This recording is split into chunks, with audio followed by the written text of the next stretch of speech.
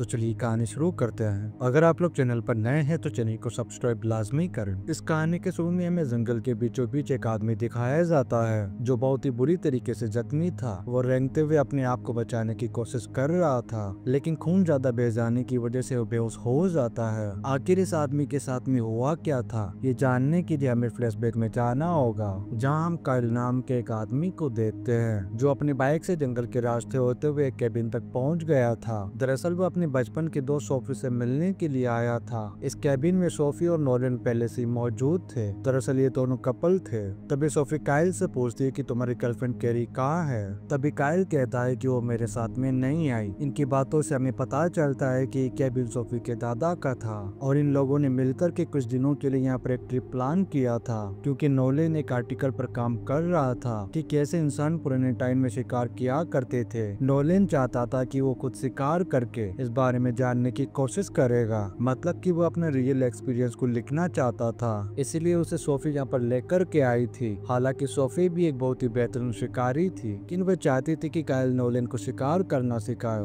क्योंकि अब सोफी ने वेजिटेरियन बनने का फैसला कर लिया था। काइल ये जानकर के बहुत ही ज्यादा हैरान था। वो सोफी से पूछता है कि आखिर ये कब हुआ। तब सोफी बताती है कि मैं कुछ साल पहले जब शिकार पर निकली थी, तभी अचानक से मेरे सामने एक हिरन आया और जब मैंने उसकी आंखों में देखा तो अचानक से सब कुछ बदल गया। और उस दिन मैंने ये फैसला कर लिया कि मैं अब कभी भी किसी भी जानवर की जान नहीं लूंगी। खैर अब थोड़ी देर बाद काइल नोलन को तीर चलाना सिखाता है। नोलन उससे पूछता है कि नोएरोस पर वह क्यों लिखे गए हैं। तब काइल बताता है कि जब वह छोटा था तब ये तीर उसके लिए सोफी ने बनाए थे, तब से ये उन्हें अपने पास में रखता है। और ये प्लास्टिक के तीर नहीं थे, बल्कि पूरी तरीके से नेचुरल चीजों से बने हुए थे। नोलन भी अब तीर चलाने की कोशिश करता है, लेकिन बार बार उसका निशाना चूक रहा था। ये देख कर के सोफी उस पर हंसने लगी। नोलन उससे कहता है कि अगर तुम इतने अच्छे से तीर चला सकती हो तो तुम मुझे क्यों नहीं सिखा देती। तब सोफी आकर के निशाना लगाती है, लेकिन उसका निशाना भी सही नहीं लगता है। तब काइल उससे कहता है कि मुझे पता है कि तुमने जानबूझ करके ऐसा किया, क्योंकि तुम बचपन में भी ऐसा ही किया करती थी ताकि तुम मुझे शर्मिंदा ना कर सको। इसके बाद काइल नोलन को गन चलाना सिखाता है, क्योंकि तीर चलाने में वो इतना अच्छा नहीं था। अब काफी देर प्रैक्टिस करने के बाद नोलन का निशाना ठीक तरीके से लग रहा था। जब रात होती है तो सोफी म्यूजिक लगा करके डांस करने लगती है और नोलन को भी डांस करने के लिए कहती है, लेकिन नोलन अपना आर्टिकल लिखने में बिजी था। तब सोफी काइल के साथ में कार्ड्स खेलने लग जाती है। फिर ये खेलते खेलते एक दूसरे के साथ मजाक करने लगते हैं, लेकिन नोलन को ये बिल्कुल भी अच्छा नहीं लग रहा था। इसलिए वह दरवाजा बंद करके गुस्से में रूम के अंदर चला जाता है। तब सोफी उसे जाकर के पूछती है, क्या हुआ, तुम्हें कोई दिक्कत है क्या। नोलन कहता है कि मैं बस उस शोर से परेशान हो रहा था। फिर नोलन सोफी से कहता है कि मुझे पता है काइल अपनी गर्लफ्रेंड को लेकर के क्यों नहीं आया। अब इस बात को लेकर के इन दोनों के बीच बहस हो जाती है और सोफी गुस्से में आकर के चली जाती है रूम के बाहर। और बाहर काइल ने भी इनकी बातों को सुन लिया था। फिर जब सोफी खाना बना रही थी तभी नोलन उसे माफी मांगने के लिए आता है। इसी दौरान काइल सोफी के पास आकर के पूछता है। तब सोफी उसे कांधे छीलने के लिए कहती है। जब नोलन देखता है कि सोफी उससे बात नहीं करना चाहती है तो नोलन वापस अपने रूम में चला गया। उसके जाने के बाद सोफी काइल से पूछती है कि कैरी तुम्हारे साथ में क्यों नहीं आई,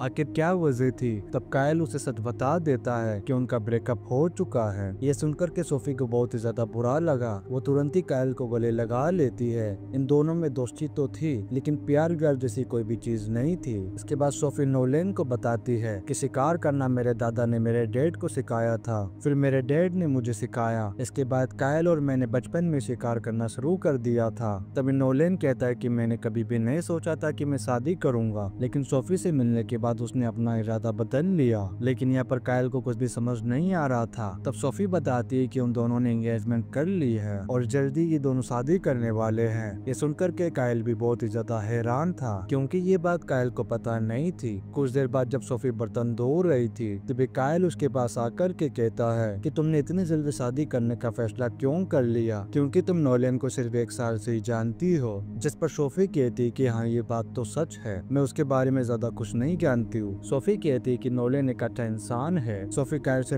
माफी मांगती है क्योंकि कायल को मंगनी की बात नोलन से पता चली। तब कायल कहता है कि मुझे इस बात का बुरा नहीं लगा। फिर थोड़ी देर बाद कायल और नोलन साथ में बैठ कर ड्रिंक कर रहे होते हैं। तब शराब के नशे में नोलन कायल से पूछता है कि क्या सोफी के साथ उसका कभी कोई रिलेशन रहा है। ये सुनकर के कायल बहुत ही ज्यादा परेशान हो जाता है। वो नोलन से कहता है कि छोड़ो इन बातों को। तब नोलन कहता है कि सोफी ने मुझे बताया था कि जब तुम लोग 18 साल के थे तब तुम दोनों के बीच में कुछ हुआ था, लेकिन कायल उसकी कोई भी बात का जवाब नहीं देता है। इसके बाद नोलन रूम में चला जाता है सोफी के पास और वो सोफी को भी यही बात याद दिलाता है। तब सोफी उसे समझाती है कि उसे कायल से जेलस होने की जरूरत नहीं है, कि बस वो एक गलती थी और ये बात कायल भी जानता है। नोलन इस बात के लिए सोफी से माफी मांगता है, जबकि कायल अभी तक उस बात को लेकर के बहुत ज्यादा परेशान हो रहा था। अगली सुबह कायल और नोलन जंगल में शिकार करने के लिए जाने वाले थे। तभी सोफी नोलन को अपने साथ में मोबाइल ले जाने के लिए कहती है, लेकिन नोलन कहता है कि वहाँ पर नेटवर्क नहीं होगा,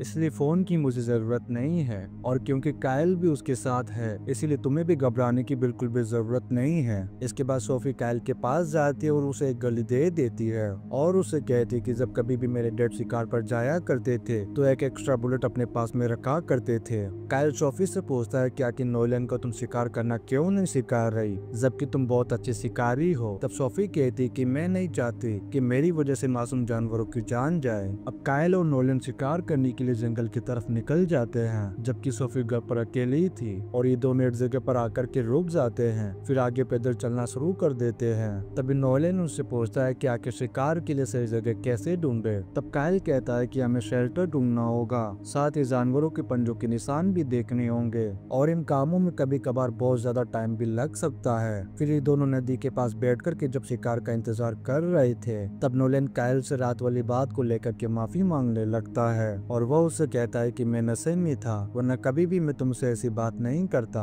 अब कायल उसकी बात पर सिर्फ हिला देता है। फिर ये दोनों आगे बढ़ते हैं। तभी अचानक से कायल को एक हिरन नजर आ जाता है। तभी फौरन उसने उस पर निशाना तान दिया, लेकिन नोलन चाहता था कि वो खुद ये शिकार करे, इसलिए कायल उसे गन चलाने के लिए कहता है। अब नोलन गन को हाथ में ले लेता है, लेकिन वो गोली नहीं चला पाता है क्योंकि उसे हिरन के लिए बहुत ही ज्यादा बुरा लग रहा था। तब कायल अपना तीर निकालता है और पहले ही बार में वो हिरन को जाकर के लग जाता है। फिर ये दोनों उसके करीब जाते हैं और वो हिरन अपनी आखिरी सांसें गिन रहा था, जो देखकर कि नोलन को बहुत ही ज्यादा बुरा लगता है। तभी उसे दूसरा हिरन भी दिखाई देता है। तभी कायल नोलन से गन लेकर के उसके ऊपर गोली चला देता है। अब वो हिरन जख्मी हालत से वहाँ से भागने लगता है। वहाँ से अब ये दोनों उसका पीछा करना शुरू कर देते हैं, लेकिन अचानक ही वो हिरन ऐसे कहीं गायब हो गया, इसलिए दोनों वापस अपने पहले शिकार की तरफ जाने का फैसला करते हैं। जब ये उस जगह पर पहुंचे तो उन दोनों के होश उड़ गए। दरअसल इनके शिकार को एक भेड़िया खा रहा था और अगर उस भेड़ी की नजर इन दोनों पर पड़ गई तो उसका अगला शिकार यही दोनों होंगे। डर के मारे नोलन की पैम गिली हो गई थी। तब कायल उसे शांत रहने के लिए कहता है। कायल अपनी गन निकालने की कोशिश करता है, लेकिन उसकी गन फंस गई थी। जब नोलन मदद करता है गन निकालने में, तब भी उसकी आवाज भेड़िया सुन लेता है और वो भेड़िया हमला कर देता है नोलन पर। नोलन जोर जोर से चीखने चिल्लाने लगता है और कायल से जान बचाने के लिए कहता है। तब कायल गन निकाल कर के निशाना लगाने की कोशिश करता है, लेकिन बंदूक में एक भी गोली नहीं थी। तब कायल ने कपकपाते हुए गन में गोली लोड की और फिर उस भेड़ियों पर चला दी। इससे वो भेड़िया वहाँ से भाग गया, लेकिन नोलन बहुत ही बुरी तरीके से जख्मी हो गया था और वो कायल से कहता है कि मुझे सांस बिल्कुल भी नहीं आ रही है। लेकिन कायल भी इतना ज्यादा डर गया था कि वो नोलन को वहीं पर छोड़ करके भाग गया। शायद वो यही चाहता था कि नोलन की मौत हो जाए। और फिर वो बाइक लेकर के वापस कैबिन में पहुंचा, जहाँ वो सोफी को बताता है कि जब वो शिकार कर रहे थे उस दौरान मेरा निशाना चूक गया, तभी एक भेड़ी ने आकर के हम पर हमला कर दिया। ये सुनकर के सोफी भी बहुत ही ज्यादा हैरान थी, क्योंकि उसे बताया गया था कि पिछले 5 सालों से यहाँ पर कोई भी भेड़िया नहीं दिखा। जब वो नोलन के बारे में पूछती है तब कायल घबराते हुए कहता है कि मैं नहीं जानता कि वो कहाँ है। ये सुनकर के सोफी उस पर बहुत ही ज्यादा गुस्सा हो जाती है, क्योंकि कायल उसे अकेला छोड़ करके आ गया था। अब सोफी अपने शिकार के सामान लेकर के कायल को अपने साथ चलने के लिए कहती है, लेकिन कायल बहुत ही ज्यादा डरा हुआ था। वो सोफी से कहता है कि मैं तुम्हारे साथ नहीं जा सकता। तभी सोफी सोफी गुस्से में कहती है कि तुम्हें मुझे रास्ता दिखाना होगा। तब वो उसके साथ में चलने के लिए तैयार हो जाता है। अब ये दोनों काफी देर तक नोलेन को ढूंढते रहते हैं, लेकिन नोलेन इन्हें कहीं भी दिखाई नहीं देता है। वहीं दूसरी तरफ हमें नोलेन को दिखाया जाता है जो होश में आने के बाद आगे बढ़ने की कोशिश कर रहा था, लेकिन ज्यादा खून बहने की वजह से वो दोबारा बेहोश हो जाता है। और यही वो सीन है जो हमने कहानी के शुरू में देखा था। उधर सोफी उस जगह पर पहुंच गई थी जहाँ पर कायल ने नोलेन को छोड़ा था। वो उस हिरन को भी देखती जिसका कायल ने शिकार किया था। ये देख करके सोफी उससे कहती है कि आखिर तुमने मुझसे झूठ क्यों बोला कि तुम्हारा निशाना चूक गया था। तब कायल कहता है कि मैंने बिल्कुल भी झूठ नहीं बोला था। सोफी उससे पूछती कि सच बताओ कि नोलेन कहाँ है। कायल कहता है कि मैं नहीं जानता, मैंने तो उसे यहीं पर छोड़ा था। जब सोफी आगे बढ़ने लगी तब कायल उसे कहता है कि वो तुम्हारे काबिल नहीं है। इतना सुनते सोफी ने उसे चांटा लगा दिया और कहा कि अगर नोलेन को कुछ हुआ मैं तुम्हें इस दुनिया से रुखसत कर दूंगी। उसके जाने के बाद कायल को बहुत ज्यादा बुरा लगता है कि उसे सोफी से सब कुछ नहीं बोलना चाहिए था और न ही नोलेन को अकेला छोड़ना चाहिए था। अब कायल अपनी बाइक लेकर के वापस कैबिन की तरफ जाने लगता है, लेकिन रास्ते में उसका फ्यूल खत्म हो गया। जब कायल फ्यूल भरने के लिए रुकता है तभी अचानक से उसे बेड़ी की आवाज सुनाई देती है, तो घबराहट के मारे सारा फ्यूल गिर जाता है नीचे। अब डरते हुए कायल अपनी गन निकालता है, तभी अचानक से काफी सारी बेड़ियां आ जाते हैं कायल के सामने। तभी कायल ट्रिगर दबाता है, लेकिन गन में तो गोली नहीं थी। तभी वो तीर चलाना शुरू कर देता है और बेड़िया भी धीरे धीरे करीब आ रहा था और कायल का निशाना भी सही नहीं लगता है। तभी अचानक से एक बढ़िया हमला कर देता है उस पर। तभी कायल जल्दी से वो बुलेट निकालता है जो उसे सोफी ने दी थी और फिर वो कपकपाते हाथों के साथ गोली चला देता है, जिससे वो बेड़िए भाग जाते हैं वहाँ से। उधर सोफी को भी पंजों के कुछ निशान नजर आए, जिससे वह समझ जाती है कि जरूर आसपास बेड़िए हैं। वह जब अपनी बाइक लेकर के आगे बढ़ती है तभी रास्ते में उसे नोलेन मिल जाता है, लेकिन अचानक से वो पेड़ से टकरा करके गिर जाती है नीचे। जब उसे होश आता है तो नोलेन के पास जाने की कोशिश करती है। तभी एक बेड़िया आ जाता है उसके सामने। सोफी तीर चलाने ही वाली थी, तभी एक और बेड़िया आ जाता है और सोफी के हाथ में एक चाकू था। वो उसे उस बेड़िए के ऊपर वार कर देती है, लेकिन इसी बीच वो लुढ़क करके नीचे गिर गई थी। उसका हाथ भी बहुत ही बुरी तरीके से टूट गया था। फिर जब वो ऊपर आकर के देखती तो तब तक वो बेड़िया मर चुका था। फिर अपने चाकू को उठा करके जैसे ही वो आगे बढ़ती है तभी एक दूसरा बेड़िया उसे घूर रहा था। सोफी तीर निकालने की कोशिश करती है, लेकिन उसका हाथ टूट गया था। वह अपने हाथ को भी सही करने की कोशिश कर रही थी, तब तक वो बेड़िया हमला कर देता है उस पर। तभी सोफी फौरन चाकू निकाल करके वार कर देती है। इसके बाद वो जल्दी से नोलेन के पास गई जो अभी भी जिंदा था। वो नोलेन को उठा करके जैसे तैसे आगे बढ़ती है। तभी रास्ते में एक पेड़ के नीचे उसे कायल भी मिल जाता है। जब वो कायल के पास जाकर के उसे देखती है तब उसे पता चलता है कि उसकी मौत हो चुकी है। ये देख करके सोफी रोने लगी और नोलेन से कहती कि हम कायल को लेने के लिए वापस जरूर आएंगे, और फिर वो नोलेन को लेकर के यहाँ से चली जाती है। इस सीन के साथ ही कहानी आउटकम द वॉलवेज ये पर खत्म हो जाती है। वीडियो कैसा लगा आप लोग कमेंट करके लाजमी बताएं। अगर आप लोग चैनल पर नए हैं तो चैनल को सब्सक्राइब लाजमी करें। आप लोग वीडियो को like and comment share and subscribe लाजमी करें। मिलते हैं नेक्स्ट वीडियो में। Thank you.